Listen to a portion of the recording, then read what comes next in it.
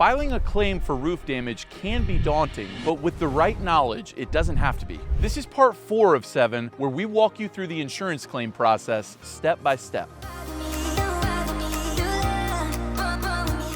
Well, step number 1 is to obviously file the claim. Depending on the insurance provider, many will list the steps that need to be taken in order for the claim to be processed. Oftentimes, especially with extensive damage, an adjuster will be sent to the property to assess the damage and determine what needs to be done in order to close the claim. At this point, I would highly recommend you consult with the professionals at Sierra Hills Roofing to meet you on site for that meeting with the adjuster. We'll make sure that the adjuster documents all the damage and make sure we maximize the claim to ensure that you pay as little out of pocket as possible. After the meeting with the adjuster, typically you'll get a report that documents all of the things that the insurance company is willing to either repair or replace. This is where partnering with Sierra Hills Roofing really comes in handy. We know all of the Xactimate software that most insurance companies use in order to create these estimates. We can then supplement the claim if necessary by adding additional items that may have been missed while the adjuster was on site. We do this on your behalf, and it's one of the many valuable services that we offer as a partner to you.